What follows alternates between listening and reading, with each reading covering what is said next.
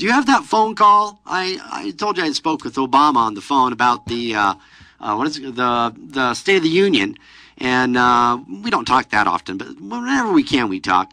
And I recorded it. It's not all of it because some of the stuff we talked about was like for national security things that I can't talk about. Or you'd have to shoot me? Yeah, I'd have to kill you. Well, I was trained to do it with my hands, but anyway, could you pull that up, and then when we're done, we'll go to break?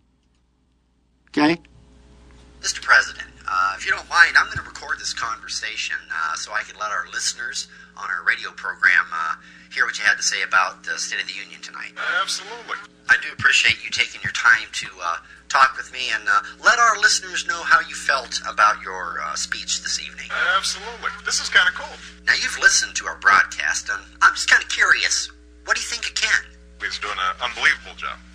He has a good sense of humor with integrity, equanimity, and compassion, the hallmark of being a good person. He has a sharp and independent mind. He is dedicated to the rule of law. He honors our constitutional traditions.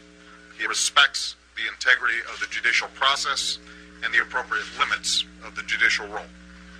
He shares my respect for constitutional values on which this nation was founded and who brings a thoughtful understanding of how to apply them in our time. Wow, now that was a mouthful. Are you using a teleprompter? Absolutely. I'm just kind of curious. What do you think about polls? When your poll numbers drop, you're an idiot. Have you seen the polls lately, sir?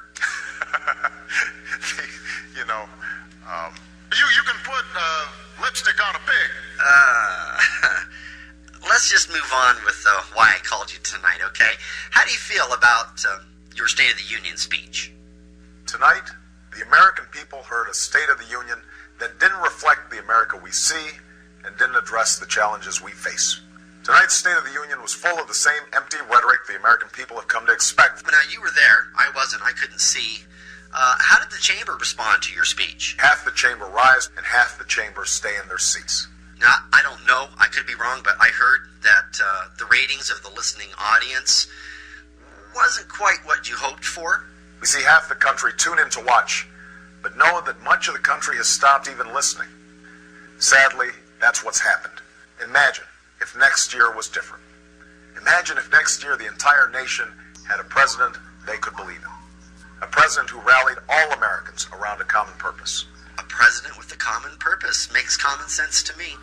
Mr. President, in light of tonight's State of the Union address, just between you and me, how do you think history will portray you? Let there be no doubt.